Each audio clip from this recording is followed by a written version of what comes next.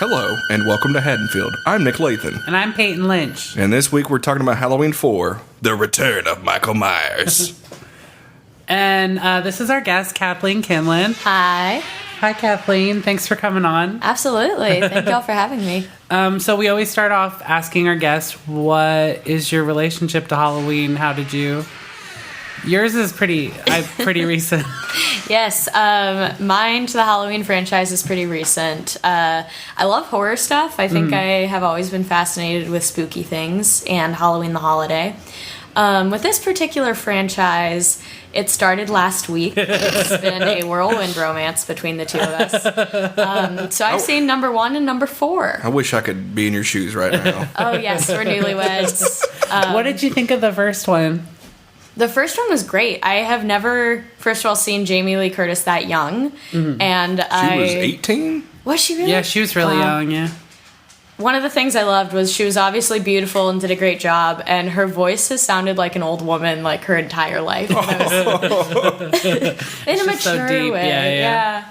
She's mature. Yeah, I can see that. Yeah. I would say mature, not old lady voice. Yeah. Yeah, some might say that. She had tact. What was the question? Halloween. But you've always been into like scary movies or horror movies? I have, yeah. When I was too young to be allowed to watch them, and Blockbusters were still a titan, when we would go to Blockbuster to rent movies, I would run straight to the horror movie thing and just read the backs of it and then try to imagine. Horror movie VHSs had the coolest art because every movie was so shitty that they had to make the art cool on the VHS. You're like, I want to buy this. Yeah. I bought so many VHS tapes just off the art. Really? Oh my God. That's how I buy wine. Yeah. They always do have like a lot of great like posters and stuff, and then the movie's like not that great. There's a movie I have on VHS called Rotor, and it's like a RoboCop ripoff with the album cover. The cover of the VHS is amazing. The movie is shitty. Like, it's this robot that's like his skin's falling off. You can see the metal, and he's dressed like a cop. But then you watch the movie, the robot looks like Dale Earnhardt. It's ridiculous. Anyway, Dale Earnhardt Senior. R.I.P. Rest in peace.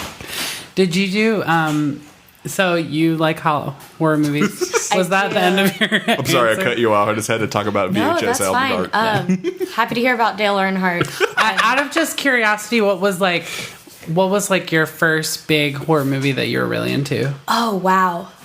If you remember.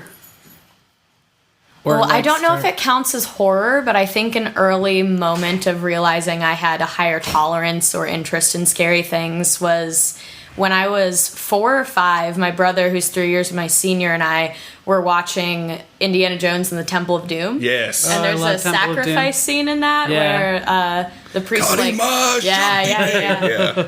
plunges his hand into a man's chest and pulls out his beating heart. And I remember like sitting on the couch and being very fascinated by it, and my older brother was hiding behind the couch, and I had to tell him when it was safe to come out. So I think that was a definitive moment. Yeah. Isn't that what created the PG-13 rating? That and Gremlins. And Wow, Gremlins. yeah. Yeah, Steven Spielberg was like, we got to find a middle ground. Between R and PG. Which I think this movie was aiming for PG-13. Yeah, it could be. There's not too much in it. But the thing about And there's no nudity. Yeah. It's like the first one without any nudity in it. Oh, yeah. I guess so. Like maybe it has a skipping bare, ahead. almost, yeah. Yeah, during the one couch sex scene. We'll get to it. Okay. But I want to talk about the sex. I want to talk about the sex. I'm Michael Myers. Before we recorded, we decided that Michael Myers sounds like this. And he just doesn't speak because he has such a nerdy voice. He probably and it really conflicts with his career. You know what? He probably kills people. He was just like sexually frustrated, and that's why he murders people. That's one thing that struck me in the first one was it was all the horny teens seemed like they were getting punished, and I was like, Michael Myers is just mad about boobies. Yeah. Mad about boobies coming this fall to NBC.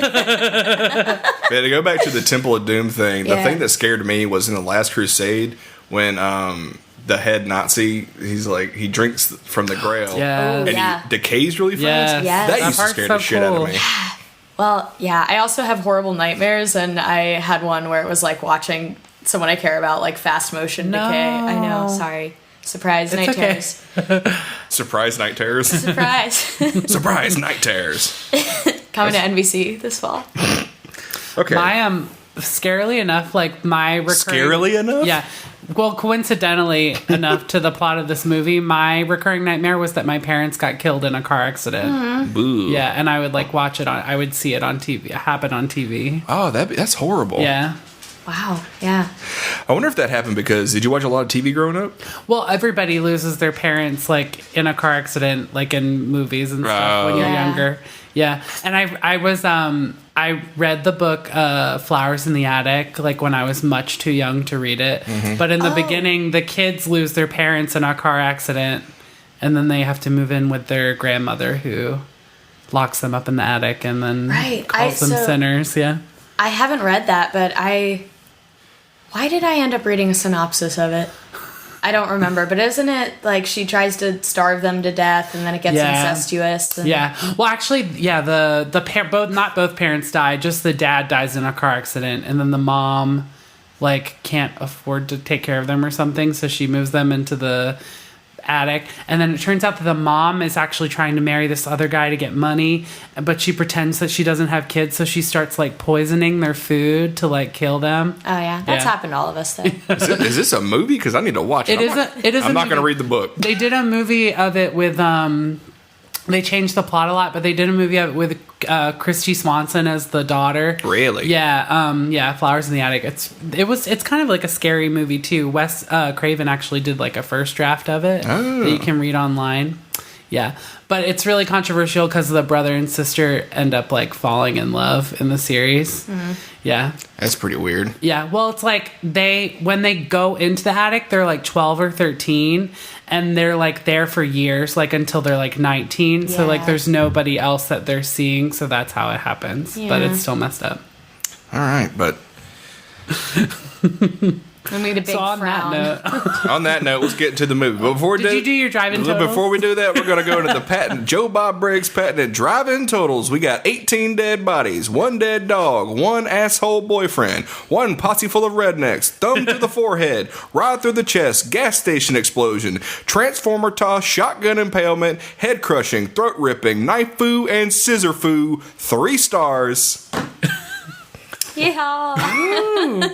Did That's you ever yours that you wrote, right? Yeah, did you ever watch Monster Vision growing up? I asked every guest this, and they all say gosh, no. I did It's a not. show on Everyone TNT. says no. It'll be a match made in heaven when someone says yes. Yeah, it was a show on TNT called Monster Vision. I have to explain this to the guests, but also to the listener, just in case you jump in. You're like, you know what? I want to watch I want to listen to the Halloween 4 episode. Anyway, Monster Vision was a show that came on TNT. It was hosted by Joe Bob Briggs. He was from, I think he was from East Texas. Hey. That's where you're from. Texas. Yeah. Well, part of Texas. Yeah. You're from Texas. Yes. That's what I'm saying. Yeah. Anyway, he would do these drive-in totals every episode, and they were great. Yeah. And that's what I wanted to do here. I liked it. I didn't know who it was, but I did feel like you were channeling a friendly spirit. A friendly spirit. A friendly Texan. I gotta We're figure actually out. doing a seance and Yes, God, finally. Talk amongst yourselves.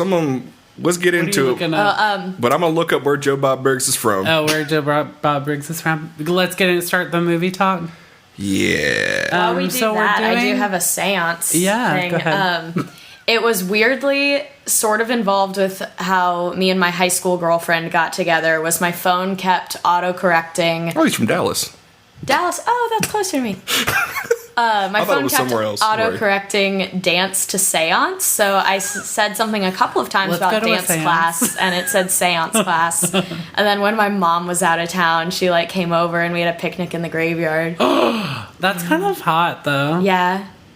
How did it go? Was it a good picnic? Oh, it was a good picnic leading to a not good relationship, but there was a meteor shower that night that neither one of us knew about that just like happened to be going on. Whoa, So in the moment, what? high the school stars memes- were fucking aligning. Oh yeah, I was losing it at the time. Picnic in the Graveyard. That's like a coming of age book. Thank you.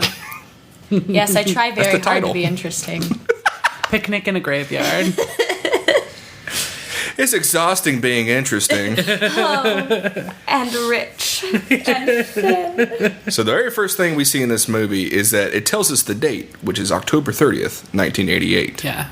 Which they never tell you the year in other than the movies, I don't think. I think they did it because it was exactly 10 years after the first Yeah. movie. Like, hey, Nudge. Which I'm sure was a huge deal when it came out. Yeah. Because, like, this new one's, like, 40 years after, or...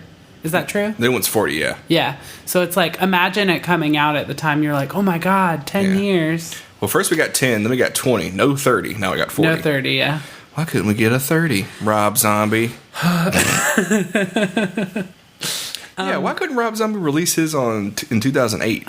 He had one in 2007, 2009. We're not going to get into it. We'll get into those movies. He couldn't wait one more year. He had to get it out there. What was happening in 2008? Was that Britney Spears' big breakdown year? Maybe he was sad about No, Obama was elected president that year. That's the big news. A departure R.I.P. from the usual pumpkin credits. There's a pumpkin on the mailbox, Oh, there is. which I was like, are they going to just zoom in on this the entire time? Because he'd always do the zoom on something. Yeah. There was was one scene, I think it was in 4, where like the lights suddenly flicked on in a jack-o'-lantern. Mm-hmm. That was a spooky, like the music came on at the same time. Oh, yeah. I was like, I jumped in a pumpkin. There was one pumpkin in this movie that I was like, did they just give up? It just didn't look good. One of the pumpkins that light up. Well, first of all, one of the pumpkins that lights up behind Jamie obviously doesn't look like a pumpkin, but also none of the pumpkins in this movie are actual pumpkins. They're large squash. That's why it looks so weird. That they painted orange because they filmed it in the springtime and there were no pumpkins. Whoa. Well, how was John Carpenter able to get a pumpkin when he filmed in Pasadena in the spring? I don't know, but that's what they said in the little making of video that I watched. Pretty much the only people that return for this movie are Donald Pleasance and Alan Howarth. Who does he play? He did the score. Oh, yeah. He co-did the score with John Carpenter for On Halloween 2. 3 and 2. And 3. Was okay. it 2? I Well, don't know. in the documentary, he said he like helped with 2, but he wasn't credited for sure. Yeah. He's in association with credit and like a bunch of John Carpenter score movies. Yeah. Score movies? Whatever. But they also said that for these credits, they wanted to invoke the spirit of Halloween, which is about harvest and like It didn't look like the end of costume the year. store. Yeah. I also feel like just by number 4, you're really looking for spins on Halloween. Yeah. Yeah. And as opposed to all the other movies, the plot actually kind of starts mid credits in this one instead of having a full credit sequence. Yeah, I did like that because the main reason I like this movie is fast. It was so quick. It goes. It keeps moving. I mean, it's 88 minutes? Yeah. And like it's moving the entire time. Yeah, There was I like agree. only one lull in the movie, I thought. So another thing about the opening credits I want to say, no Dean Cundy. And it shows because this movie looks like a Lifetime movie. Yeah, it's not the best. No, it doesn't. Yeah, there's a couple good shots, but nothing like really stands out. Yeah, we'll get into it later. There's one shot I thought was cool. Yeah. So we start off at Ridgemont Federal Sanitarium with the coolest security guard ever. Jesus ain't got nothing to do with this place. Oh my the God. first thing I wrote down. That's one of the first things I wrote down. I said starting out hot with that drama. Yeah. This guy had like so many quotes, and he was basically I pulling. just picture the actor being like, I've got some good stuff to say here. You just wait, guys. Please, I've thought of some lines I think would be really good here. Sure, whatever. I brought my own outfit. It's like, God damn it, Raymond. Okay. But yeah, like he's bringing them into the hospital, but he's also bringing the viewer into the world. Yeah. Because he's also recapping. And he does a great recap of the first 2 movies. He's like, Yeah. It was a pretty good way to like fit exposition in there in a way that would happen fairly naturally. It's the most natural like exposition we've gotten out of these movies, which otherwise we get exposition like on the TV. on the TV, on the fucking radio. Yeah. TV and the radio. Yeah, the funniest part about that, he's like, he shot him 6 times and he set him on fire. Yeah. One thing that I wrote in big letters is, why are they transferring Michael Myers so close to Halloween? Also Right. back to Smith's Grove where he first like escaped and We all know that's where he learned how to drive and how to get out there. Like, why are you going to take him back to the place that he learned to do all his killing in there? Yeah. And apparently, I don't understand why they transferred him at all. He's just like tied tied to a bed somewhere. I guess they needed the bed space. Like what? I don't know. Well, he was a federal prisoner, they said. Yeah. So the federal, Yeah. I guess it wasn't a federal facility or something. Maybe Smith I don't Grove. know. They also make a comment about like no one being able to like watch him, because they were like, doesn't he have any family that we can send him to? And they're like, he has a niece, but she's too young to like take care of him. Yeah, and what was I going to say? But apparently he's been in a coma this whole 10 years. And that's... Right, which, boy, the stamina of that. Yeah. And that also... I mean, I think that there are probably supernatural things involving his strength, but that idea was funny to me, that he had been completely still for 10 years and can stick his thumb through a skull. Yeah. Well, we'll get into that later because the thorn has not been introduced yet. Oh, yeah. But it's kind of always been hinted at that there's some sort of something. Whether it be extra Sam with him. Hain or just watching a lot of Smoking the Bandit. Let's see. Oh yeah, the part that really cracked me up was when before they transform him, they check his blood pressure. Mm-hmm. What's his blood pressure? I need to know if it's good or not. Is he stressed? How are his sugar levels? Yeah. Basically, I want a movie that's just them giving Michael Myers a physical. He's gonna die of old age. Well, obviously not, because he's 61 years old and the new movie's still kicking ass. Boy, oh boy.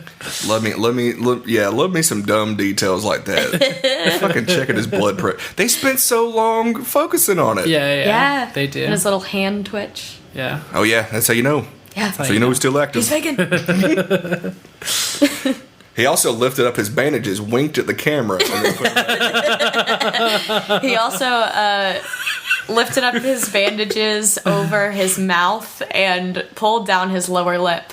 And it had a lower lip inside tattoo saying, "Just you wait." Were you guys watching an extended producer's cut? Oh yeah, it was great. There's one part in which after he takes the tow truck, he just does donuts in the parking lot for half an hour. Oh, that is almost true, though. He has such a tight peel out and, like, explosion behind him. That is barely an exaggeration. Oh, man. But, yeah, the original opening of this movie that they were going to write was they were going to explain how Loomis survived the explosion. Yeah. In Halloween How did they 2. explain it? Do you know? Apparently, Loomis runs out. And they're gonna put him out, and he's like, "Let him burn." And then they put him out, like out of sympathy, like, "What are you crazy?" And he's like, "Oh, you fucked up." That was gonna be like the opening of the movie. I'm glad they didn't do that. I'm glad they did not explain it all. This explosion. I love how it's only like the one part of his face that's burned. Yeah, he was. Michael walks in. Okay, so to recap, Sure. Michael, they turn a bunch of gas on in a room, and then Loomis famously says, "It's time, Michael." Lights a lighter, and the room explodes. Yeah, there's no way he would have lived. Big explosion. Michael is on fire, and he walks towards still trying to kill Laurie, and then he finally falls and dies. Collapses, Whereas Loomis is still in that room that's on fire. So also, he was the source of like the explosion. There's no way Loomis would have lived through that. Yeah. But he did, and I'm glad he did. And we're glad because he did. he fucking goes ape shit in this movie. I love his like cane. Like I love his whole feeling in this whole movie. Like his limp, His whole vibe. Like he's got a lot of acting choices going on. I'm a big fan.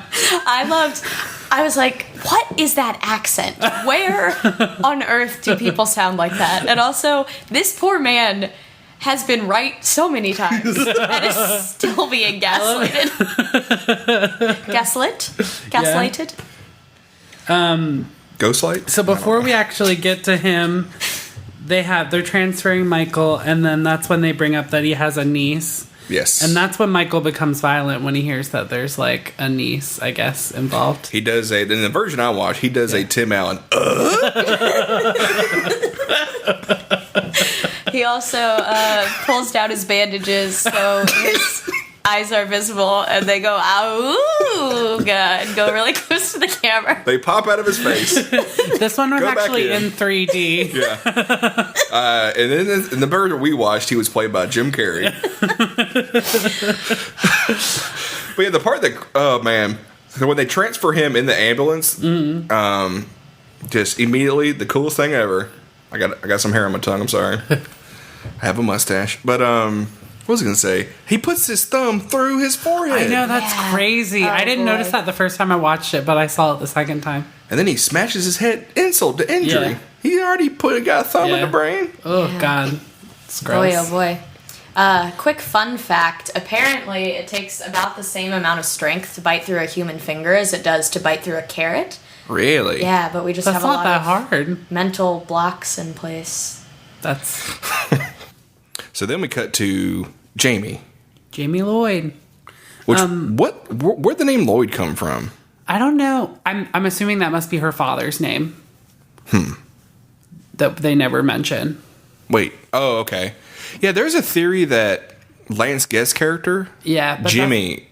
I don't know if they ever say his last name in the first movie. Yeah, but they show a picture of her dad in this movie, and it doesn't look like him. Yeah, maybe they just couldn't get Lance Guest. Yeah, I think that's just like a fan theory. Also, it's kind of left ambiguous as to whether he survives or not in Halloween 2, like in the regular cut. The one thing I do want to say about this first scene between Jamie and Rachel, who's her foster sister, is that the whole conversation passes the Bechdel test. That's cool. Yeah, and I don't need to mention it every time it passes the Bechdel test because this movie actually passes at least 4 times, which means that it passes more than the first 3 movies combined, which is kind of cool. Especially the third movie. Yeah, the third movie. Well, the third movie just has one. Oh, that's right. Yeah, it does have that one scene. But yeah, they have like a pretty long conversation where Rachel talks about Jamie's real mom, Laurie Strode. She's like, she used to babysit me. Talks about how she can't sleep. And the whole time they never talk about men at all. So that's pretty good. I think that if Jamie wasn't in this movie, it wouldn't pass at all, though. No. Yeah. And I think that's telling that, like, the only way that they could pass the Bechdel test if it was a conversation between a woman and a little girl. Yeah. So at first, she didn't really say Rachel's name at all. So I just assumed she was like, "Oh yeah, your mom used to babysit me." And I was like, "Oh, is this Lindsay?" Yeah. Because this has been 20 years since I've seen this movie, and I got excited. Yeah. Lindsay's the girl that drives them to the store. Yeah. Yeah. When they pick up Jamie from school. Yeah, I figured that. And then Tommy is one of the... I don't think they say his name, but he's credited in the movie. And when I looked it up, it's like the other blonde guy. Yeah, he's the one. That's in the store. He's wearing like the Illinois shirt. Yeah. He's like, it's not the creepy guy with the sunglasses. Oh, yeah. It's the other guy. That guy's Wade. Because I wrote down, "Fuck you, Wade." Yeah, he's really Wade. weird looking, creepy. So since we're talking about Rachel, go back to that. Yeah. I want to bring up Ellie Cornell's IMDb photo. It is amazing. Amazing. Talking amongst yourselves, I hyped it up before pulling up the picture. Well, another cool thing about her is that they the said picture when... is up. Okay. Great. I'll save it. Looks like a... Oh my gosh, I love this. This has to be from a TV show or something, right? Yeah, it has to be. I will post this on the show's Instagram account that is at Welcome to Haddonfield. If you want to know what it looks like, either Google her or follow the Instagram. She looks like an astronaut going to the club a little bit. But she's holding a revolver. It's amazing. What? How did I didn't miss see that. Yeah. I didn't even notice the gun. Oh, it blends in with her shoe. Yeah, that's Yeah. why. I did a double Okay, take. yeah, that when was rough to see. I did not see that. Yeah, I did a double take when I first saw it. I was like, "She holding a fucking gun?" They said when they were casting the movie that she was like one of the only girls that seemed genuine, like a girl that you would actually know from school or something, which I agree with. Like, I think she looks like a girl I would see in my mom's high school yearbook or something. Mm-hmm. Yeah. Yeah. Let's see. And then after that, Jamie goes to... Oh, what were you about to say? Oh, that's what you're about to say. That's what I was about to say, yeah. So, yeah... And I think Danielle Harris, who plays Jamie, is like a really good actress, too. I think she does a good job in this movie. Mm-hmm, yeah. And she's been doing a lot of horror movies since then. She was in the Wrong Turn movies. Yeah. Which I've never seen. Yeah. And she comes back for the Rob Zombie movies, too. Yeah, she plays Annie Brackett, which I thought was crazy. Yeah. That movie's got some weird cast. We'll talk about it, but... Like Jenny, the girl who plays the girl Jenny from Forrest Gump is in it as Judith Myers. Oh, interesting. Yeah. Dang. So then we go to the nightmare sequence, which I thought was insane. Yeah. Yeah. First of all, about how shitty the mask looked. Yeah, the mask is shitty. I have a theory about that for later on in the story. Okay. Ooh. I wrote down when I thought that it was not a nightmare scene, when I thought it was just happening already. I thought that it was funny that Michael Myers had the strength to put his thumb through someone's forehead, but couldn't grab at a girl from not strong enough to get his hands on that slippery little ankle. Well, that strength was building up for 10 years. As he just rested real good in his coma. It was building up, even though the doctor's like, he shouldn't have any strength at all because he's been in a coma for 10 years. He's like, listen, I've had a good sleep. I can put all kinds of thumbs through stuff. I just want a scene of him, like, whenever the doctors are away, it's just him practicing on, like, squashes that are painted like pumpkins. He just putting his thumb through them, like, yeah, I can do it. Come on, thumbs. Yeah. Come on, thumbs, don't fail me now. You're our ticket out of here, big boys. Mwah, mwah. Kissing his thumbs every night. I love you so much. He gives his thumbs have like I don't know why, but actually they're both wearing like nightcaps. Like they're both have little sleep hats. I love you both. I love both you boys so much. Good night. Put my bandage back down. Read my upper lip tattoo. It says I love you. Oh my god. You didn't watch that version? No, I don't. I must have saw the TV editor or something. So strange. Otherwise, it seems like you researched this really well. Oh, shit. Some glaring scenes from. But yeah, then we find out that it was all a nightmare. Yeah, it was a nightmare. Jamie's prone to nightmares. She calls him the Nightmare Man, which is a very cool name. Yeah. It's better than the Boogeyman, I think. Yeah. Oh, yeah. Boogie sounds goofy. Nightmare Man means business. The world famous Nightmare Man. Where's that movie that came out recently? The Bye Bye Man. Anyway, that movie looked dumb. And that's when it's revealed that they live in Haddonfield, right? Yes, and next day it says October 31st, Halloween, and it's like Haddonfield, Illinois. Yeah. Yeah. I like that they kept using the same font, which is Albertus. Ooh. My favorite. I love this line of, like, in the morning with Rachel and her parents when she's like, Mom, I'm on a diet. You want an oinker for a daughter? Yeah, I wrote that down. Oinker. I also wrote down oinker for a daughter. That almost passed the Bechdel test, but the mom doesn't respond, so...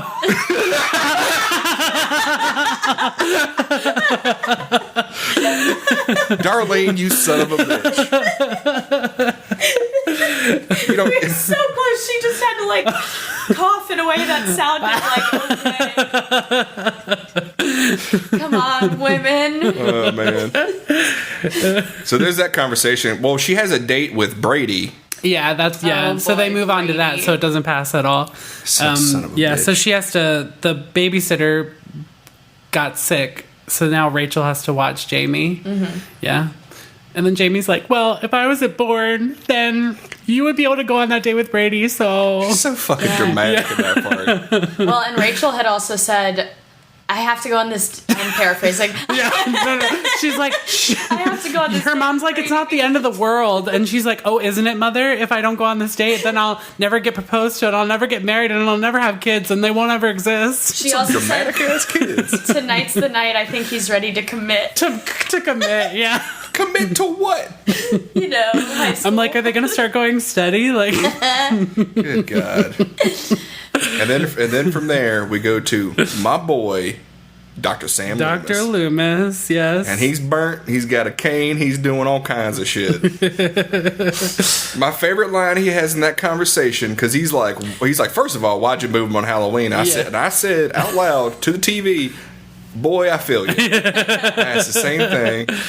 And then the funny line that he said to me, he's like, we're talking about evil on two legs. Yeah. Good God, that's I love that he says, take a good look to, like, indicate his face, and then he points to the side of his face that isn't burnt. Take a good look. I used to be so fucking hot before this guy. He's like, take a good look, and he's probably just mad it's not even. Yeah, he's like, I should be burnt on this side. I was engulfed in flames, and somehow it's just this side, and I got this limp. Did he get the limp from? Wait, I think, I guess from the fire. I don't old know. age? I don't know. From getting stabbed. He never brings up the fact he got stabbed.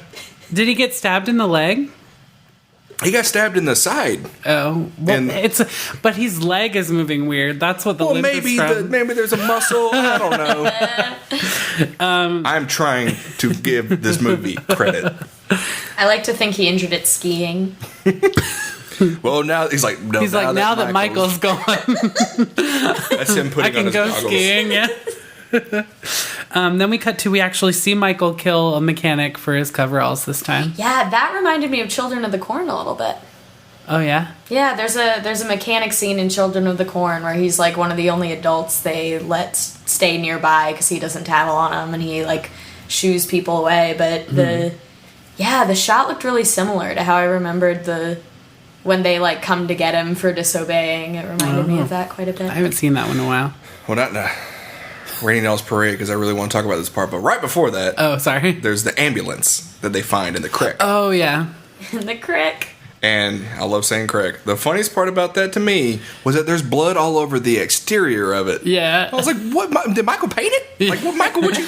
It's just like in Halloween 3 when the guy wipes his hand on the curtain when he gets his hands bloody. It's like Michael got his hands bloody and he's like, oh, this is so gross. And he like wiped it off on the ambulance. To recap, in Halloween 3, a guy puts on gloves, goes into a hospital room, breaks a dude's skull, like he puts his fingers in his eyes and rips the bridge of his nose out. Zoinks. Very awesome. But afterwards, he gets blood on his hand, on his gloves, so he wipes them off. And we're like, what's the point? And we figured out he was OCD. Just We figured it out. We did some investigating. case closed. Iced tea, you can go back home. We got it. Let's see. Yeah, and then Loomis is on the case. He's Yeah. we're gone. So he goes to the gas station. And yeah, that's where we get the ride through the chest. Which, that poor guy, he was just hanging out, listening to his tunes. Yeah. I know. He was sure like, was. pass me that wrench. And then Michael stabs him. Which Michael, with in the hospital gown and bandages, Yeah. looks awesome. Yeah, it does look good. And I have to reference the fact that he also looks like Big Boss at the beginning of Metal Gear Solid 5, The Phantom Pain. That video game has apparently stolen a lot from this franchise. Also, I love that when Loomis shows up, Michael has the guy like hung up, like ready to be found. Like Yeah. that's so like theatrical Michael from Right. Halloween 1. Yeah. If The he- gravestone on the Yeah, bed. yeah. If you look for it again, if you watch it again, look for it. But when Loomis walks in the bottom of the screen, a blowtorch is on. Oh, I never noticed that. I was like, did Michael do that? Like, Michael was like, ooh. I just imagine him going around like finding. He's like trying stuff out. He's like, should I? No. Like he's just picking up random objects to kill people with. Yeah. Oh, I'll blow. No. It's like, oh, a rod. Yeah. Yeah. What do you think about that, Thumbs? Michael's drama. He lives for Did you drama. see that, boys? He loves to create a theatrical scene. He's playful. He's got a He's playful playful. side. Yeah.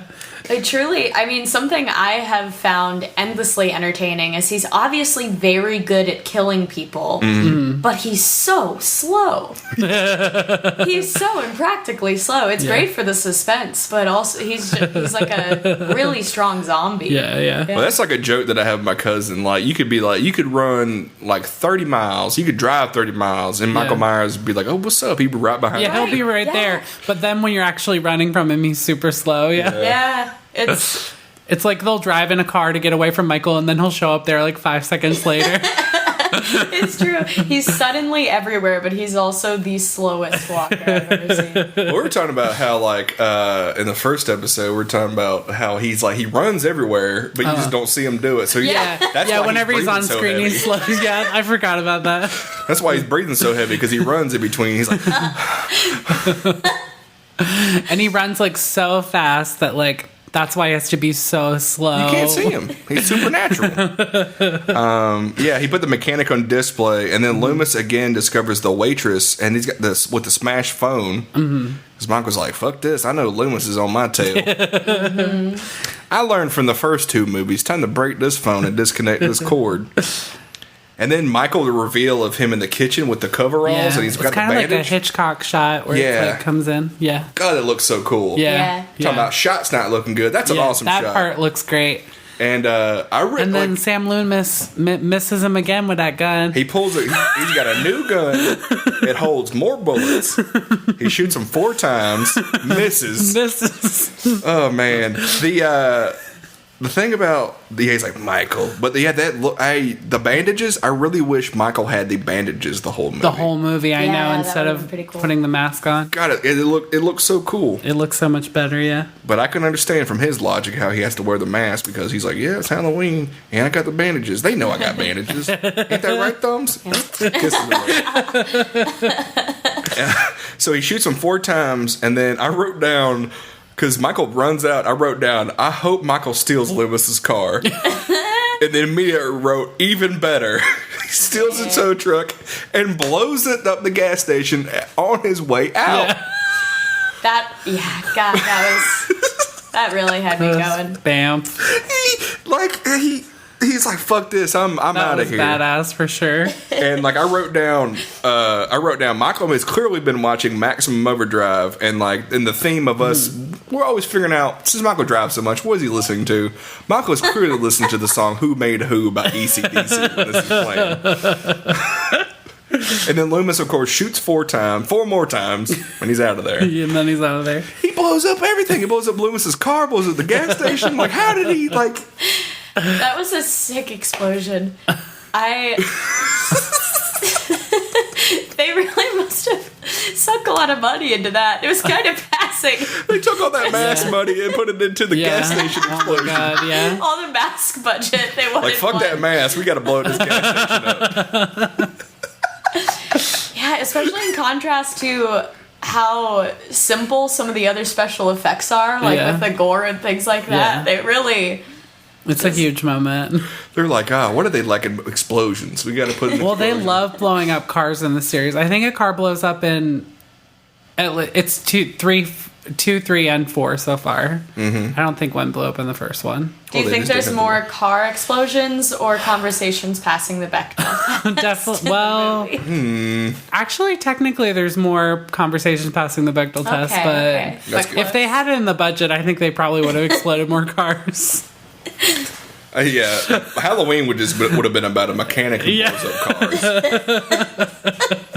Oh man! And then we cut to the school where Jamie's being picked on. I know. Oh my God! There's a lot of Jamie's an orphan. Yeah, the bullies are so mean in this movie. They cut Nate. Yeah, Jamie's uncle is the boogeyman. Every day is Halloween at Jamie's house. Yeah. And then the one girl's like, I bet your mom, why didn't your mom make you a costume? They're Fuck so off.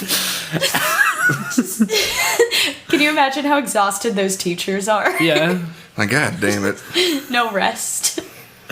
And Jamie's like having a crisis, like running out of the school. That shot is another shot it's I like. Really good. Of her running out in slow motion with crying with all the kids in their costumes. It's almost like what is it called when it's a durational shot? Like when it's just one shot, but it moves. What's that called? It's not a long shot. It's something else. Oh, long take? Yeah, long take. Because it's like she's running, and then if the camera follows her to the tree, and then it like follows her into the car. It's pretty good. Yeah. I was too busy being stoked about that slow motion shot. Also, during that slow motion shot, the girl running behind her in the pumpkin costume, amazing. I love her. Yeah, love that part. And then we see Lindsay. Yeah, Lindsay Wallace all grown up. I just like why I don't understand why Rachel like wasn't Lindsay. Yeah, that's a good question. Yeah, but maybe they just didn't want to. I don't know.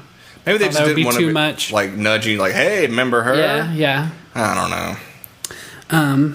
Listener, if you know, please write us at welcometohaddonfield@gmail.com. And also, thank you for donating $5 to Arcade Audio's Patreon. We really appreciate it, even though this is probably going to be free in a year. But hey, you going to wait a year? You going to wait a year to listen to a podcast? No, you're not. You're impatient. You saying, shut up and take my money. Yeah, that's right. And I bet you're, I'm looking at the microphone as if they're the listener.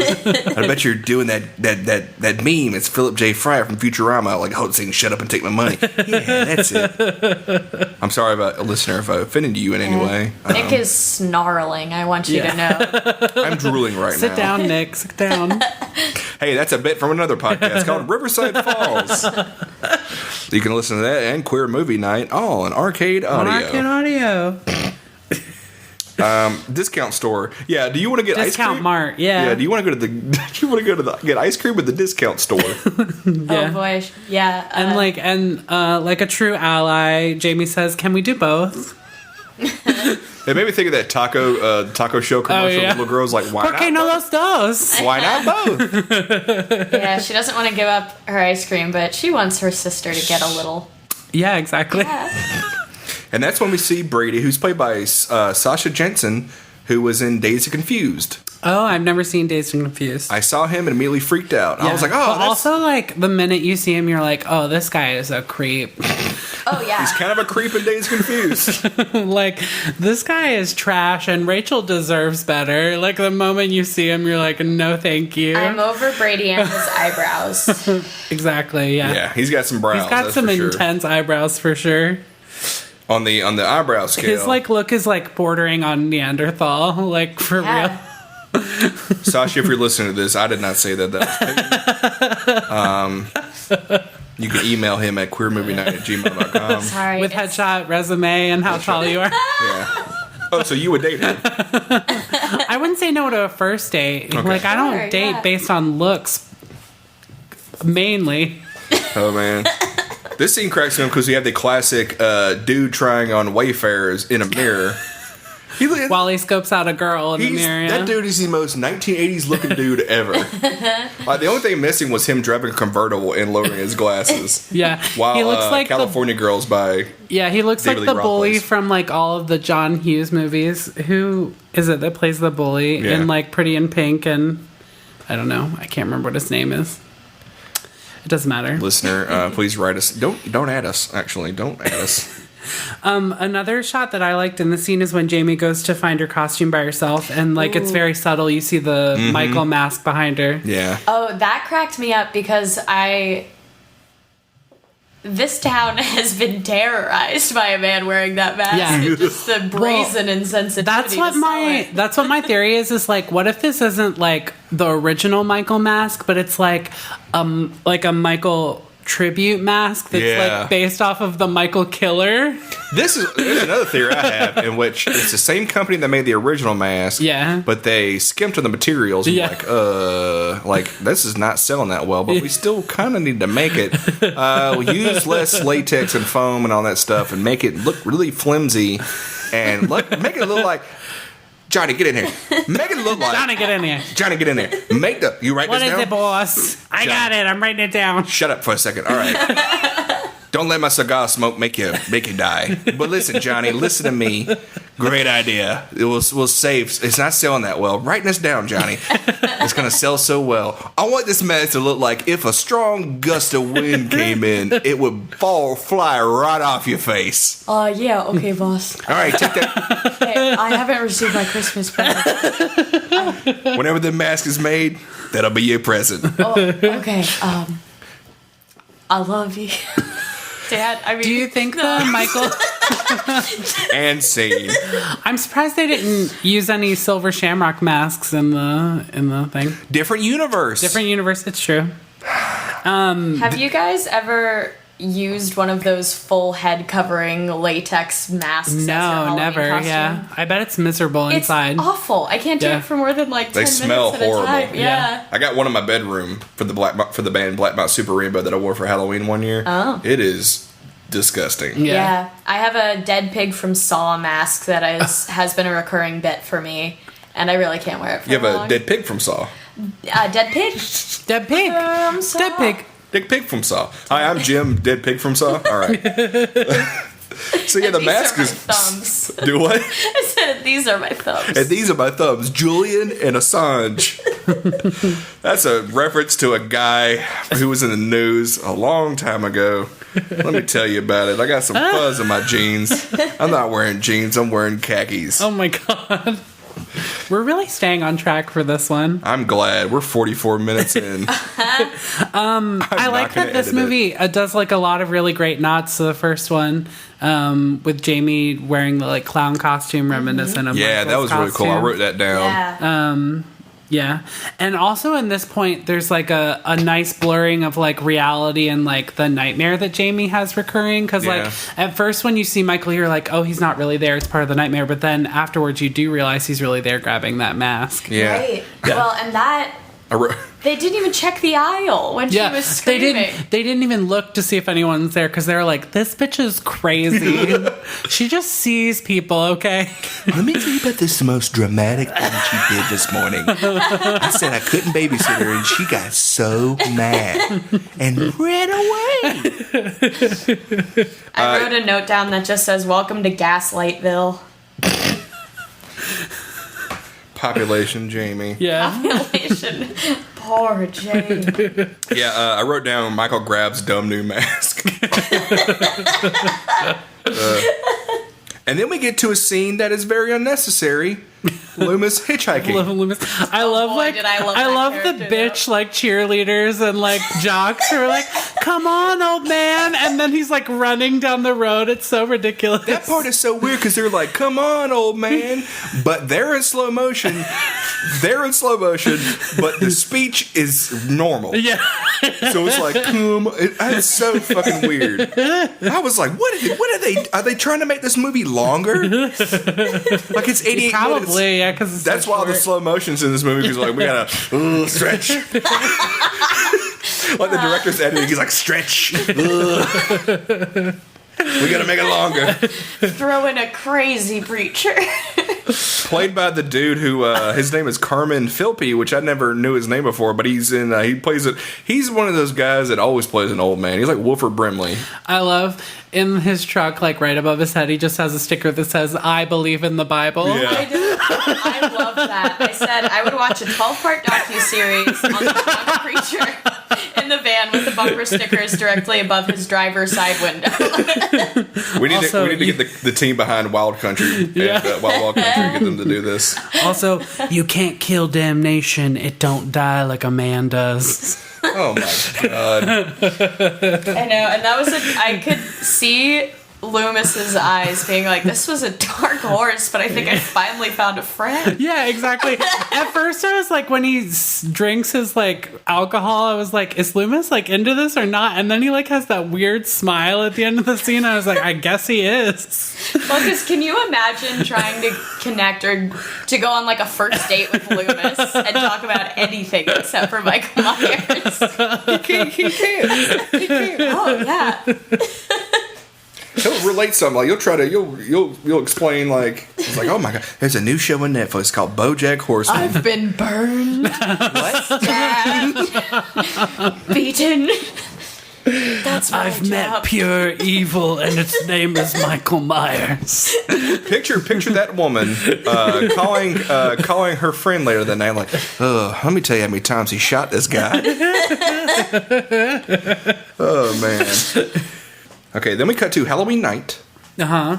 And it's POV of Michael looking in the Carruthers house. Mm-hmm. And oh my god, Rachel Carruthers. I didn't realize how much I miss these POV shots. Yeah, they're just so iconic for like the series. I feel like that like when you see them, you're like, oh wait, this is Halloween. Like I'm here. I didn't realize how many movies ripped that off from Halloween. Yeah, yeah. Which Halloween probably ripped that off from another movie. That I think about it. Yeah. Maybe something. They do it in Friday the 13th. Did that come after Halloween? Mm-hmm. Yeah. Yeah, Friday the 13th was basically like, we need to make a horror movie. Yeah. Let's just steal from everything. Yeah. Yeah. Campers check. What do we got? Passes Bechdel test again. When the girls leave for Halloween and then Michael goes through the pictures that Jamie has, why does Jamie have a picture of like baby Michael in her stuff? Like she has a picture of Michael in the clown costume, and I'm like, why would the agency, like the foster agency, like who had that picture and how did it get to Jamie? Like, Lori wasn't keeping that picture. Right. Auction, maybe? Yeah. She won it at an auction? Jamie went to an auction. I do feel like we see some weird moments of sympathy from Jamie towards Michael scattered through the movie. Mm-hmm. Like when she Well, that's the only family she has. Yeah. Or, at the very least, like a pull or a fascination to. Yeah, so maybe it was like she like came across it somehow and like stole it or something. Right. Yeah, that would make sense. Another one of those moments was when she chose the clown costume and then had that vision of him, but then still wanted it. Still wanted it. Yeah, that's true. The something I wrote down for this scene was so it's nighttime. It's night. It's dark outside. Yeah, Parents are leaving, and then Jamie and Rachel are going to go trick-or-treating. and it's nighttime. It's nighttime. Yeah. The first fucking movie, it's like 3 o'clock, they're out there trick-or-treating. Yeah. Still daylight. People aren't even home from work yet. That is a Rich Camelucci joke. There was also a moment where another kid went, "Cool costume," to Jamie, and she goes, "Really?" And I was like, Jamie is so shocked at kindness from other children compared to this she's monsters so bullied. That kid, the dubbing of that kid's voice sounds so weird. It was obviously that kid did not say that line. They're like, "Hey, real quick." Or like his voice was like too quiet, so they had to like dub it or They something. got like an adult woman. cool costume. Yeah. Yeah, that's exactly what it sounded like. Did they get you to do it, Peyton? Yeah, it was me. I recorded an MP3 and sent it back in time to 1988. Let's see. Then from the trick-or-treating thing, we go to... We meet the new sheriff, right? Well, Loomis shows up immediately. He's giving out orders again. He's like, "Where's Brackett? I got some orders to give him." And they're like, he retired. Yeah, he's about 3,000 miles south. He retired back in 81. The year the second movie came out. Oh, man. So, yeah, his name is Sheriff Meeker. And he... At first, he's like, "Well, I don't know, motherfucker. I don't know about you." And then he's like, "Wait a minute. Oh, yeah, this shit did happen before." Yeah. Right. Well, and the phone lines are down, so that's what makes him be like, "Ooh, maybe something's going on." Yeah. It was so satisfying to see a moment of sanity surrounding, like, we should act. Yeah. Yeah. Instead of like the people like ghostlight, like not believing him the whole Right. time. Yeah, it's lot of nice that they gaslighting. believe him. So much Yeah. gaslighting. And it's also like, at this point, it's not a conspiracy theory. Poor Yeah. Loomis. Yeah. He's been through so much. Oh, yeah. So, yeah, he doesn't take any chances. He's like, "Everybody get on the news, get on the TV, everybody tell everybody to go home." Yeah. But he doesn't say why. He just says, "Go home." And I'm glad he did that. Oh, they don't say that it's Michael on the TV. Like, "Hey, that motherfucker that was here 10 years ago, he's loose." No, you wouldn't do that. Yeah. You would panic. That's what they do in the second movie. Yep. I will say, like, as much as I'm making fun of people not being sane on Halloween, probably up until I was 20, I would have, like, really pushed it with staying out late and, like, trying Yeah. to spook myself. Yeah. Were I in that situation Yeah. and there were rumors. Oh, man, I love spooking myself. As do I. Clanking Love chains. to be spooked. There was a time in which, because I used to read, like, since I'm from Alabama, I used to read up, like, local ghost stories just to spook myself. And there were some I do crazy love local ghost ghost stories. Local ghost stories are my favorite. Yeah. Like, especially when you know where that location Yeah, oh, for sure. is. Ugh. Yeah. Yeah. Oh, Central Alabama's got some dumb ghost stories. I'll tell you that much. We'll do that. And we should just do an episode. Oh my god, that'd be a fun episode. Yeah. Local Get everybody ghost together and be stories. like, "We got some local ghost Yeah. stories." Or just the lore from around your hometown. Yeah. Oh my god. Hometown lore. So we go back to Rachel and Jamie trick-or-treating, and they end up going to Kelly's house, which Kelly is Sheriff Meeker's daughter, and she works at the discount mart. And What's her shirt say? Oh, I wrote it Something down. It about says cops. Cops play by the book. Let me Yeah, see. cops Oh, go cops by the do book. it by the book. Yeah, do it by the book. In yeah. block lettering, which was very funny to me because I doubt that the sheriff's department put that out. So her dad had that like custom name. Yeah. I want people to know. He's like, "Boy, oh boy, I'm gonna wear this to so many local places." All my characters sound the same tonight. But Rachel sees that Brady's there. And she's like obviously not wearing like bottoms. Yeah. So you know what Well, about no, that's not. That's later on. I think when they hook up, I think she's wearing like an outfit during this part. Yeah. She's not wearing that shirt yet. She's probably wearing she is wearing that shirt. Yeah, next she to it. had Yeah. her arms crossed, and I couldn't read the bottom of it. Yeah. I had Okay, to relook okay. at it later. She also, Rachel says, "Have fun with Miss Hot Panties" on her way out. Oh, yeah. Storming away from That's Brady. when she loses Jamie. Yeah. Oh, yep. Yeah. Yeah. She talks to Kelly. She's like, "Hi, Rachel," and she's like, "Hi," and then she like walks away. But that's when like Brady runs out and is like, "Oh, it's not what it looks like." It is what it looks like. It is what it looks like, Exactly what Brady. looks like. Yeah, I wrote down God. Brady at Kelly Meeker's house. What an asshole. No, I said, all hail the king of petty for revenge dating as retaliation for babysitting. Kathleen's a babysitter, so she takes offense. I do. I also, one of the scariest parts of the movie was when she realized she lost Jamie. Oh, yeah. Yeah, the 2-year-old I nanny on Friday. His mom and I were talking for like 5 seconds. He ran out into the hallway, got on an elevator, and went all the way to the basement of the building. And it was terrifying. It was terrifying. We got him back very quickly because there were cameras all over the building. Yeah. And in the moment, I was very like business about handling the situation. Yeah, but as inside, soon as we got him back, I started crying. That's so frightening. Just you telling that was scary. Yeah. They should just make a movie that's just somebody who's lost a kid for half an hour. God. Half I feel an hour? like there That's are a not couple movie. of. I think there are a couple. Oh yeah, movies Baby's like that. Day Out. Oh my God, love Baby's Day Out. When Callista Flockhart has to talk to the president so that they can help him find her baby. Jesus Christ, that fucking movie. Our sequel podcast is going to be all about Baby's Day Baby's Day Out. Aren't there 2 movies? I don't know. I've only seen the there's first 2 one. Baby Day Out movies. Oh wait, no, they alluded to there was going to be a sequel, but it never happened. Such a shame. That was back when they were doing world building, but before there was cinematic universes. They were trying to do a Baby's Day Out cinematic universe. Okay, and yeah, then she loses Jamie, but Michael's stalking them. Mm-hmm. Yeah. Then the announcement comes out on at the bar, and the Redneck Brigade is like, we gotta go see what's going on. Earl, Earl Ford. I love me a posse, and they form a damn posse. So quickly. Do they That have is guns? not that is not the thought I would have. It was like, oh, there's some shit going on. Better form a posse. Yeah. Well, I guess they call the sheriff's department and the lines are down, so they're like, we better go out there and see what's what. Yeah. And then they go to then Loomis and the sheriff go to the Carruthers house, and of course they find a dead dog. What is happening? Oh, Killing the dead dogs. dog. And they jump right to it. They're like, he's been here. They're like- Why do you say that? Zing. Zing. The eyes of a dead dog lying wide open. Loomis is like, boom.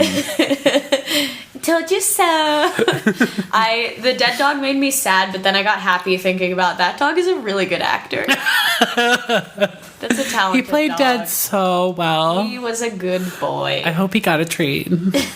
I'm sure he did. The next kill is like one of my favorite characters in the movie, the electrician guy who's like, don't try that Halloween shit with me. Yeah, that's my favorite Just line. yelled into the microphone. Yeah, don't try that Halloween shit with me is my favorite line. The dude, like, I was watching it and I was like, what's this guy's name? Because he has Bucky written on his helmet hat in and like his felt shirt. letters. Bucky. I imagine him doing that. He's like, I'm fucking sick and tired of people taking my fucking helmet. I'm gonna write my goddamn name on it. If I see anybody with the name Bucky on their helmet, I know it's mine. He went to the same custom shop where the cops do it by the book shirt came from. And he tells Michael, he's like, you stay right here. I'm going to call the cops. Michael's like, nope, picks him up, throws him onto a transformer, killing him instantly. That character left such an impression on me in such a short time. Well, because he was just he was a dude just trying to do his job, and he just said, "Don't try that Halloween shit on me." I want that on a shirt. Yeah, that'd be an amazing shirt. Don't try the Halloween shit on me. Oh my god! And I then relate most to the people in the movie who are just trying to do their job. that's all Michael does. He's taking people out here just trying to do their job. Yeah, he takes the power out, and then we cut to Rachel searching for Jamie, and then more of Michael's POV. Mm-hmm. I'm just looking at my notes, and then Jamie's alone. Oh yeah, that whole part's creepy. Yeah, Yeah. he also is obviously such an expert tracker, and this was another practicality question that popped into my head around this point in the movie, which is, how and when does Michael go to the bathroom? I think he just pees down his leg like constantly. Because he can't lose whoever he's talking. He's so devoted. I think to it just drips down his leg, honestly. Just imagine like somebody's like, it's like, where's Michael? He's like, And they follow the pee trail. I know that they would have some forensic evidence. It's like, oh, he's here. I smell him. That smells like a coma and then sudden human blood poop. Rachel finally finds Jamie, and that's when Loomis and the sheriff pull up. Yeah, I wrote down, Michael in the fog, because he comes out of a fog. She sees him, he starts running away, and then, Jamie has the line, "Whoever you are, I have a big dog with me, and he bites." Yeah. And I just think, no, Michael killed him. Good dog actor. And then they have the multiple Michaels. That scared me. Yeah. That had me fooled. I was like, there's some cult surrounding this, and this is the twist the movie is going to turn into now. He had his own posse. Yeah. And also, what a dumb prank for those children. Yeah. I know, yeah. Don't they know that Ben Tramer in Halloween 2, a guy's dressed just like Michael, and he gets hit by a car, and the car explodes. Yeah. And he dies. So. Before people even know who Michael is, he's dressed as Michael. Listener, if you're jumping into this episode, go back and listen to that one. We explain it all. So yeah, the multiple Michael prank is... Oh my God. That's a good film moment, though. That's cool. Yeah, then they go back to the sheriff's station, and Michael has killed the deputy. Yeah. Someone's head... Is it someone's head's been chopped off? Or is it their arm or something? Yeah, the lighting's so bad that you can't even tell. You can't tell what's been chopped off. What kind of man could do this? This isn't a man. Loomis, when did you get here? And then the redneck brigade has showed up, and they go out, and Loomis is like, "It was Michael Myers." Yeah. Sorry, and they all have double barrel shotguns. And he's like, fuck. He's like, we're gonna fry his ass. Yeah, and then what happens? Oh yeah, Michael. So like, he tells the sheriff maker tells Deputy Logan to get his shotgun, his riot shotgun. And then Michael hides in the back of his car. Yeah, I love the reveal of, like, you just see the hand in the back of his car, and then they pan back. That's and it's good. burnt, so you know it's Michael's. So you know it's Michael's hand. Oh, and then... Rachel's parents come home. Yeah, and that's it. And then the posse is out in the park, and then a guy yells, "There he is! I seen his face!" And they pull out their guns and just blindly shoot the bushes. Anybody. Yeah. Poor Ted Hollister, whoever that was, he's dead. Yeah. I'm sure there was like a deleted scene, where we met Ted Hollister. It was just Ted Hollister doing like some good charity work. He's like, really attached to the rest of the movie. Time to head down to the gazebo and do some nighttime repairs. Those kids are gonna wake up tomorrow morning and be so pleased that I fixed up the playground for them in this park. Oh, time to take a small nap in these bushes. We're really gifting the listeners with all of our character work this episode. Yes. I've done 2 voices for 18 characters. It's been this voice, and it's been this voice. The trick is I just move my head a little bit forward for the second one. So dumb. Then we go to the Meeker house, and we have the sex scene. Yes. Which this is what triggered it off to me that this movie might be PG-13. Yeah. When they originally were making it. They're like, we're going to go for PG. This is a new rating that came out 4 years ago. Let's test it out. Yeah. Yeah, because there's no nudity in it. She took off her bra so dramatically. It made me want to like have a life change. She's a performer. The bra is like a whisper of a bra. Like it's... Yeah. It's a good... Yeah, definitely a sexy bra. She's like, let's go upstairs. He goes, no, I'm fine down here. He obviously had seen the first movie. Because when you go upstairs to have sex, somebody's going to die. Oh, that's and then their dad comes home. My dad! Yeah. Your dad! Yeah. My dad! Oh my god. Yeah, your dad. Michael, what are you doing here?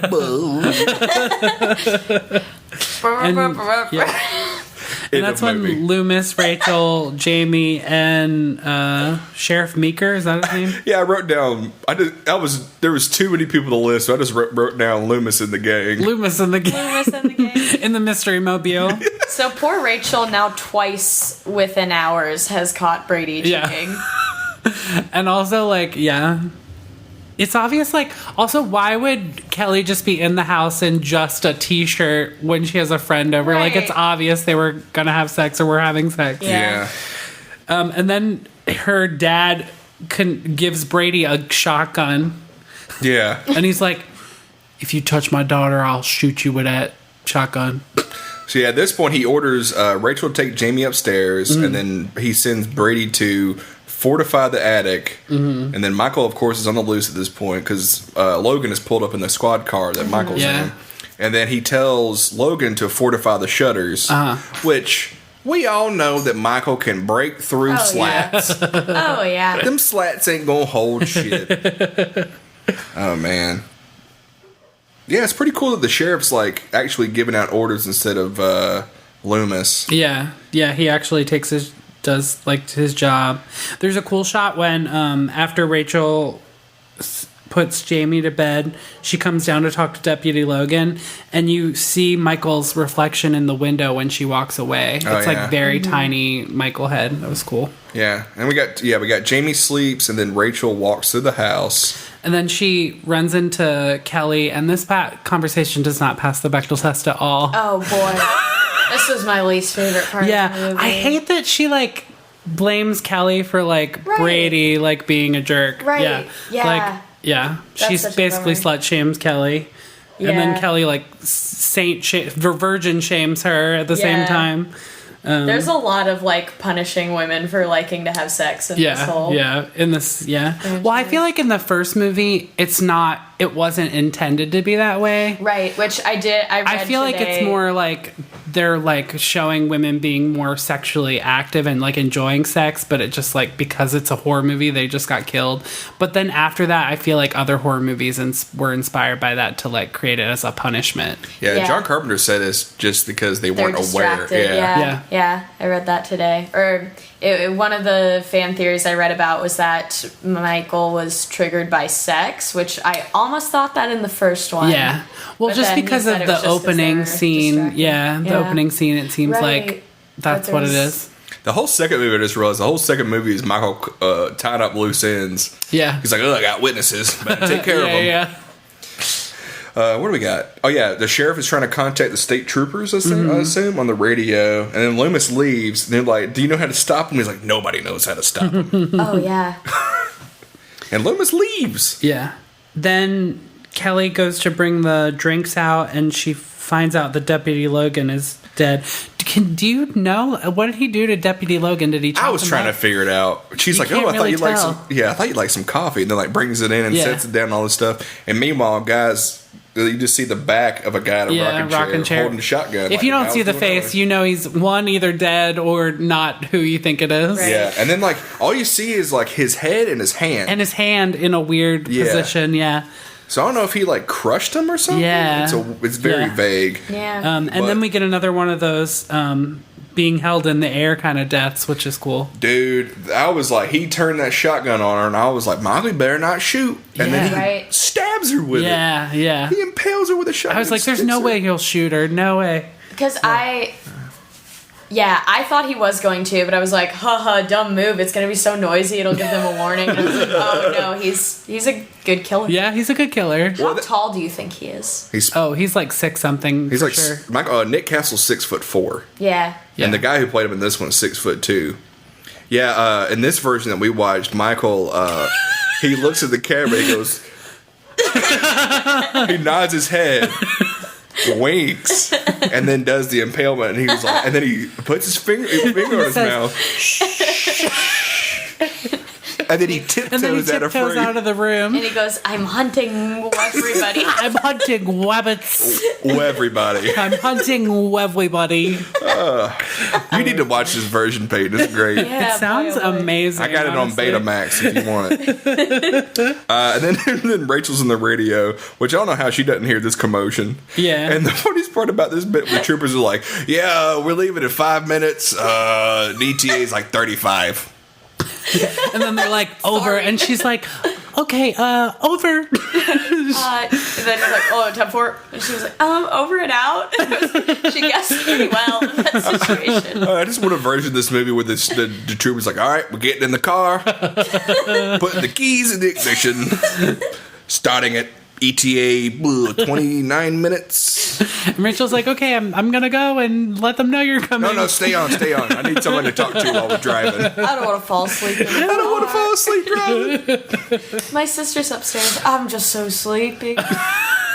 There's been a lot going on tonight. I'd really like to go. Just keep an eye on her. No, just kidding, but that could be me sitting. What are you wearing? Oh my god, no. No, trooper. So then Sorry. she leaves the room and she finds the Deputy Logan and Kelly, and she screams, of course. Yeah. And then she runs upstairs, and the banister of the stairs, the rickety-ass, like, they were, like, I didn't shaking. notice, Like, all of them were shaking. I was like, good. I was like, they need to repair this staircase. All the money went to that one explosion at the beginning. It's like, steady banister? That's going to the explosion fund. We have to have Michael doing a sick peel out. While listening to Who Made Who by AC/DC. Also, we can't she afford runs that into anymore. Brady, and he's like, we have to abandon Jamie to save ourselves. Yeah. Asshole. Yeah. This part cracked me up because, she's gone, and then Brady scares, like, Rachel, like, whatever. And they run downstairs, and he shoots the door, and he's trying to open it, and he goes, it's metal. And she's like, what does that mean? Yeah, I love that. Because honestly, I don't know what he means either. Like, Right. it's like a metal lock, so you can't shoot it out. I don't know what he means. So she runs up and finds Jamie, and that's when Michael starts chasing them. Yeah, because Jamie, screams or something, and she's upstairs. Yeah. And then they run upstairs, and then... Probably because she hears the gunshot, so that's why she screams. Yeah, and then I had wrote down, they run upstairs, and then Brady and Michael's chasing them. Yeah. And then Brady takes so long to reload. Yeah, he's useless. He's a useless piece of shit. Yeah, and I hated that he got the, like, heroic moment after. Yeah. I was like, I still don't like him. Yeah, I don't like him. I also, oh boy, I out loud gasped. This is one of the parts of the movie where I felt genuinely, like, shaken, was when he's reloading the gun, Michael takes it from him by force, and then instead of, like, keeping it as a tool to kill other people, he, like, holds out his arm and fully drops out it. and just yeah, drops he's like, I don't need this. Yeah. It's amazing. Like, whoa, yeah. that's spooky. It's a statement on gun control. Michael's Michael really does- for stricter gun laws. We don't need these in America. And then he turns at the camera and very softly under the regular score, this land is your land, this land is my land, plays. And then he holds his hand to his chest. Oh my god. And his little thumb is wearing an American flag baseball cap. And his other thumb is dressed like Uncle Sam, beard and all. That This is the dumbest bit. him like choking Brady is like pretty gruesome.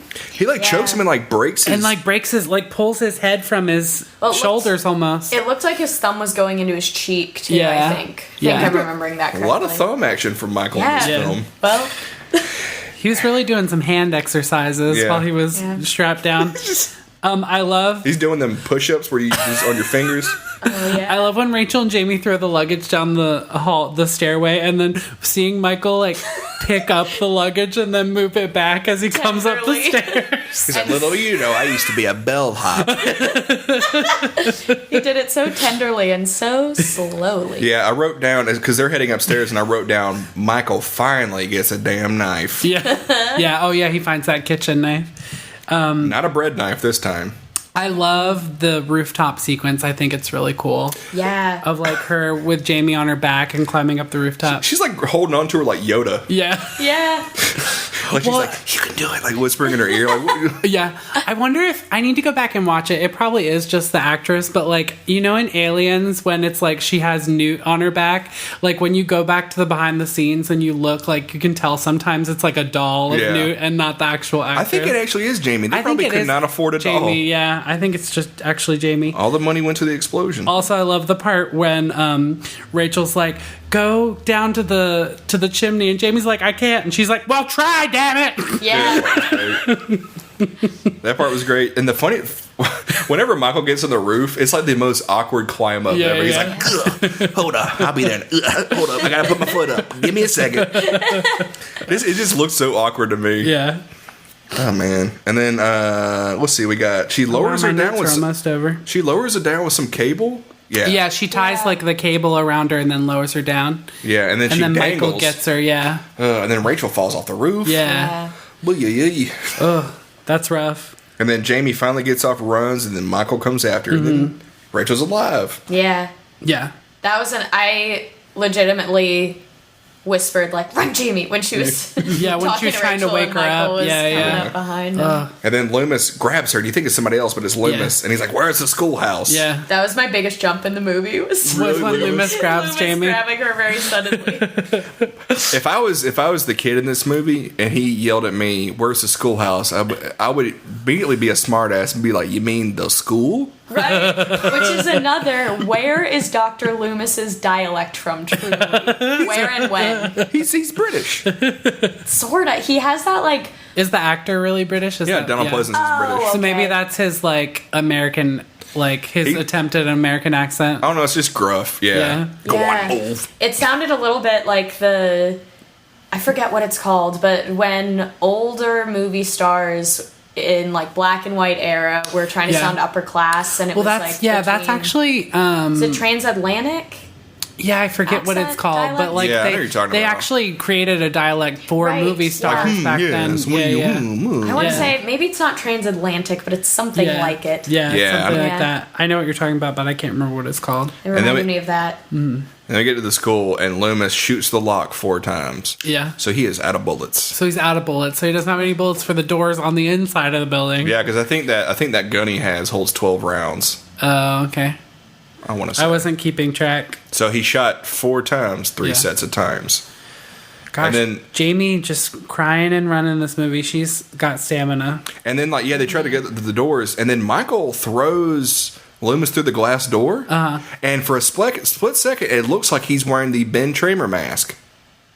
Oh, that Michael's wearing the bench? Yeah. Interesting. Because I found this out that when they got the mask from the manufacturer, Oh yeah, his hair is like blonde Yeah. in it. The- that I caught that the first time too. the masks were pink and the hair was blonde. Yeah. Or white. Yeah. And they had to dye the hair and Yeah. paint the masks. Yeah, and the scene where he throws weird. him in the window, his hair's blonde. It looks like. So it looks like yeah. he's wearing the Ben Trimmer mask for Yeah. a split second. Yeah. So if I was the director of this movie, instead of going like, oh yeah, we fucked up, because he says that we screwed up because the reshoots we didn't have enough money. I'd be like, no, that was my tribute to Halloween 2. That's the Ben Trimmer mask.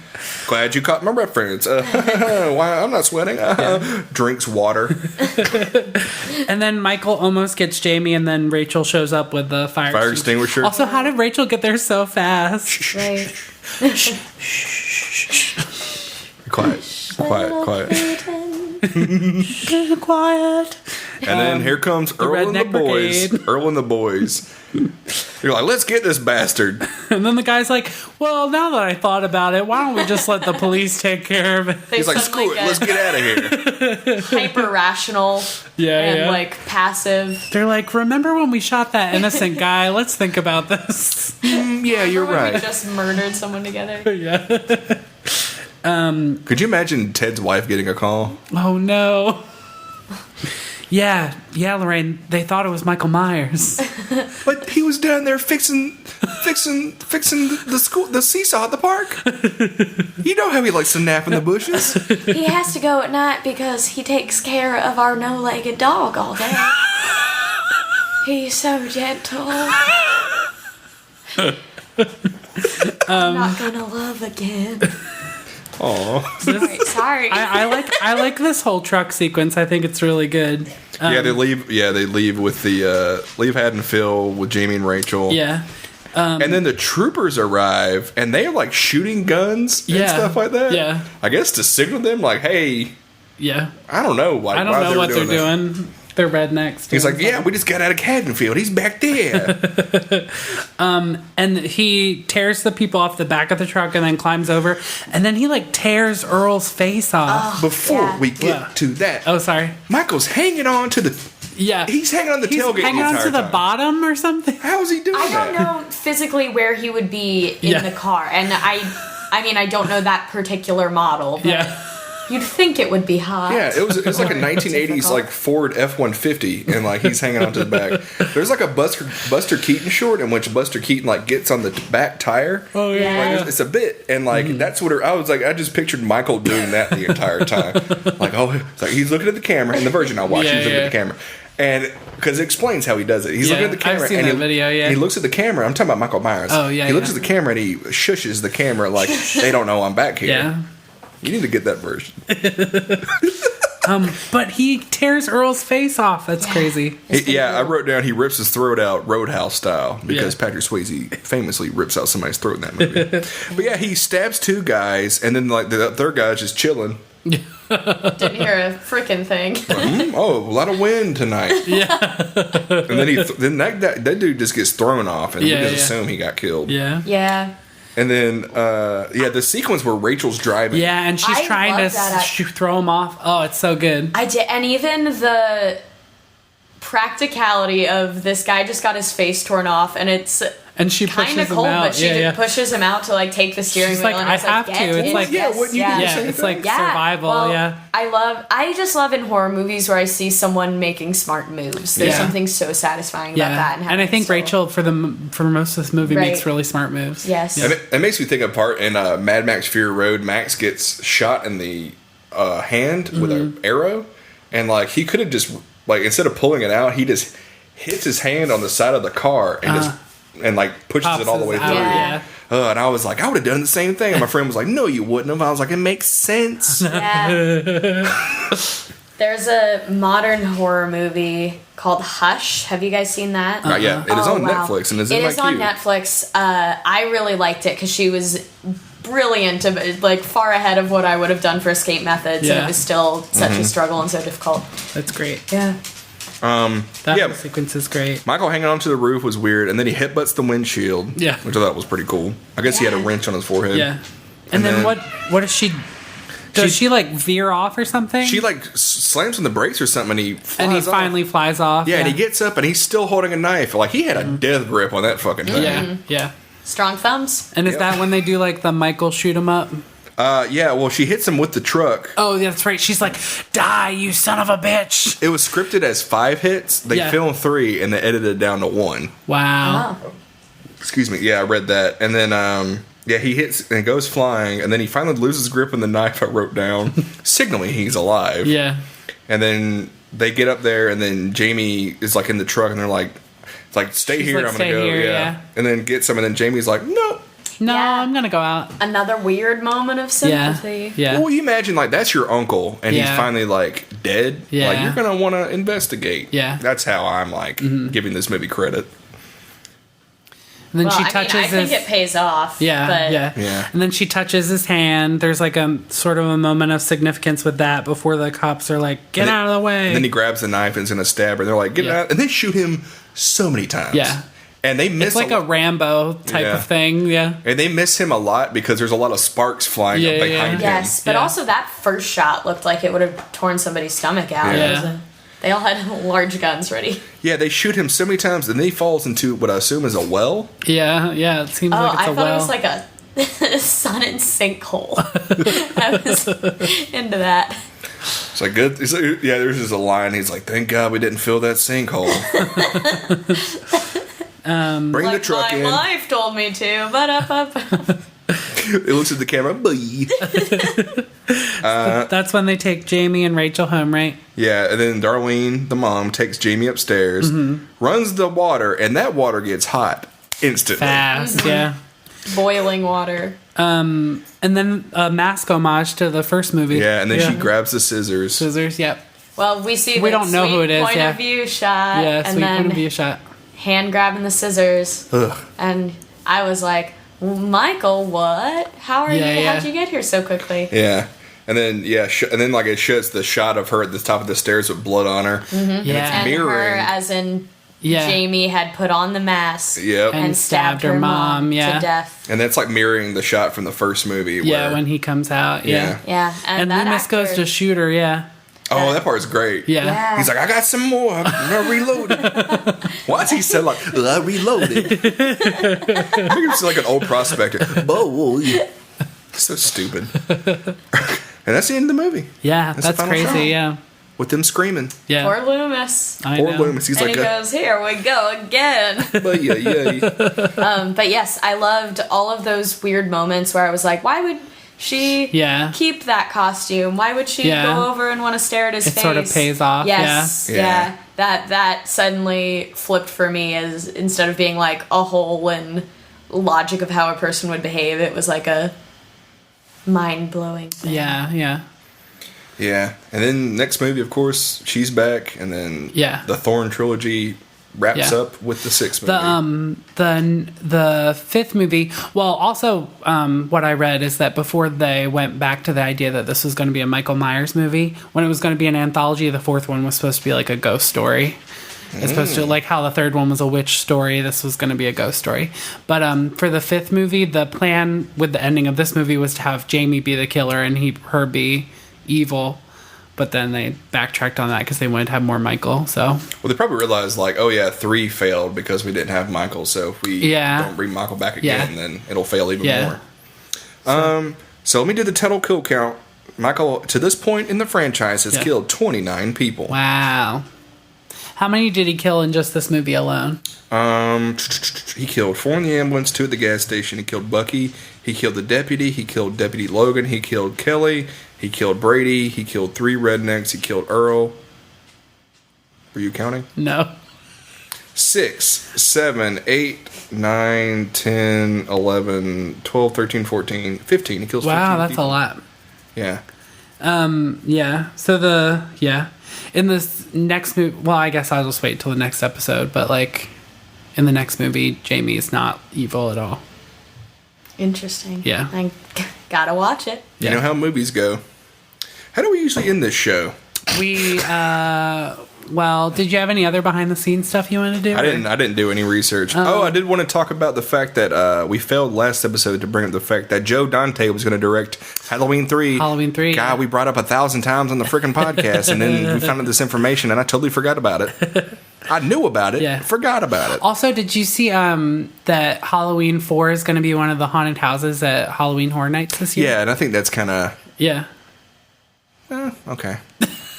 I guess also, you're just gonna... Poltergeist. I would love to see the Poltergeist haunted house, even though I hate haunted houses. Man, if I can do the Poltergeist one and get sucked into a vortex and then come out with pink goo all over me, I'm all about it. You can die happy. I'm all about getting that Pepto-Bismol bath. Maybe Poltergeist was one of my first horror movies I saw too. That's one of my faves. Yeah, I saw that pretty young and haven't seen it since. I need to watch it again. Hooper. Yeah, I saw it at the Logan Theater when I first moved to Chicago 3 years ago.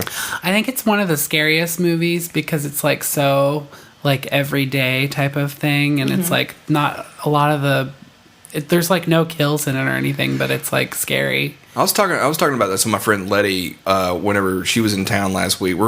Poltergeist got brought up, and she was talking about how she likes that movie because it's the only horror movie where the husband like believes the wife. Oh yeah. Because like usually it's like, no, honey, you're crazy. Yeah. And he's immediately like, yeah, probably is haunted. Let's deal with this. Yeah. So we usually rate the movie, I think, at this point. Yes, that's what we do. I didn't write down the rate. Oh yeah, we do a rating. So all right, what we come up with a different rating scale every episode. Oh great. Yeah. So what could the rating scale be for this one? Should we do it by? Oh no, Masks was the last one, right? Yeah. Or no? That was the 3 masks. 1 out of 3 masks. Yeah, 1 out of 3 masks. Oh my goodness. Let's see. I'm trying to think of some Bucky detail. hats. Block lettering T-shirts. Oh my god, what's a dumb thing that popped up in this movie? Oh my goodness. We'll have to edit this part down. Failed dates Dr. Loomis has been on. We should do it from the miles, right? What do you say? It's 400 miles to Haddonfield or whatever. Damn. Well, the first movie is 150. Yeah. No, I think we should do it on a explosion scale. So. Oh, that's good. So small, you get a little lighter. And then big gas station explosion. So from lighter to gas station explosion, what would you rate this movie? Let's see. I feel like I'd give it like a house fire. Like, is that smaller than a gas station? Yeah. Yeah, it's smaller. Yeah. It's just a house that's on fire. Yeah. It's not an exploding gas station. Yeah. Okay. I would say well-meant pyrotechnics at an 80s band revival concert. Not even 80s band revival. They're coming back. They're coming back. It's not the full pyrotechnics, but it's pretty good. I had a good time. For a chicken foot cover band. Good God. For some reason, have you ever seen the movie Darkman? There's there's a building exploding in that movie, which probably is bigger than a gas station. Yeah, but I'm picturing it. But there's a moment in Darkman where he's in the building and the building's exploding and he's riding a fireball out of there into the sky. Wow. It is amazing. So I'm going to give that a Darkman explosion. Great. Wow. It was a pretty good rating. I enjoyed this movie a lot. I liked it too. Yeah, I was surprised with how much I liked it. Okay, and we also rated On a pumpkin scale. A 1 out of 100 pumpkins. 1 out of 100. Yeah. I'd say mid 80s. I liked it. There were Yeah. times where I was out of it, but I overall had a lot of fun and want to see Yeah. more. Go ahead. Oh, I was going to say 83 pumpkins. Nice. I'll say 78 pumpkins.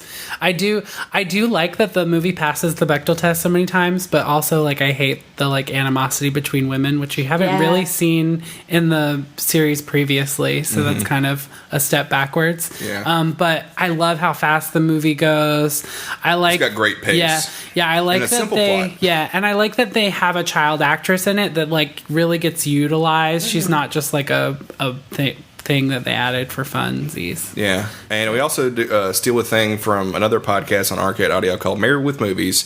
They have a MVP and LVP, so most valuable player and least valuable player. Okay, yes. So who's your MVP and who's your LVP? Well, my least valuable player is Brady. For sure. Even though Hands down. he tried at one point, I am just so over Brady. My most valuable player... Can you come back to me? Yeah. I want to give a good one for this. I want to say, just as a fan fave, my most valuable player is the electrician, Bucky. Loved Bucky. Just love him. But I think also, like, Donald Pleasance, like, doing some hard character work in this movie. He did so Made much. a lot of strong choices. And I always pick, like, more than one. But also Danielle Harris as Jamie. I think she's like a great child actress. I think a lot of the actors in this are good. I liked Rachel in it. LVP, Bucky. LVP's Bucky? Or Brady? Yeah, I meant Brady. Oh, okay. Sorry. Yes, yeah. Yeah. And also the rednecks who like just kill a random innocent person for no reason. Okay, I decided my least valuable player is Brady, and my most valuable player is the dog. Oh, Who played dead so well. He did so good. man. My MVP is Michael's sick driving skills. Oh, God, that was really good. And my LVP is, of course, that fucking mask. Yeah. All right. We usually end this on a quote. Kathleen, thank you very much for being a guest. Thanks for coming. This has been a fun episode. Yeah. I can say that right now in the room. You got the part. Wow. I'll be playing Michael Myers. I'm Michael Myers. Hello, I'm Also, Michael Myers. this may be a funnier visual joke. I'm 5'2" and not super intimidating. Average build. Just imagine you walking into the room and like, what's up? Like pointing at everybody, doing finger guns. Like, what's going on, everybody? Oh, these are my It's thumbs. me, I'm Michael, with my good thumbs. Why does your Michael Myers mask have a Mario mustache? You're like twiddling your mustache the entire time. Let's make this movie right now. Follow us on social media. Welcome to Haddonfield. Listen to Riverside Falls. Listen to Queer Movie Night. You have anything to plug, Kathleen? Dreamboat Thursdays at IO if you are local in Chicago. And Resilient. Yes, Resilient. I co-run a monthly variety show where all of the performers are self-identified victims of sexual assault. And all of our proceeds, besides what we use to pay off the theater, goes to help an organization called Resilience, formerly known as Rape Victim Advocates, that does a lot of legal work for people who are trying to figure out what to do in the aftermath. And what nights? What? It is the second Monday of every month at the Playground Theater in Chicago. Great. So go to all that. Yeah. I tell you, listen, do it. Stop the podcast. I know it's about to end. I know you're wanting to know what our quote is, but stop and go to that. What should we end this quote on? I think I know what quote I want. I think you should go with yours because I'm pretty sure it's the one we all think it should be. All right. Once again, thank you, Kathleen. Thank you, Peyton. Thank you, you. Arcade Audio. Thanks, Nick. Thank you, Patreon patrons. And as always, Don't try to Halloween shit with me.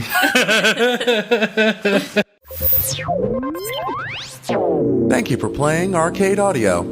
Play more at arcadeaudio.net.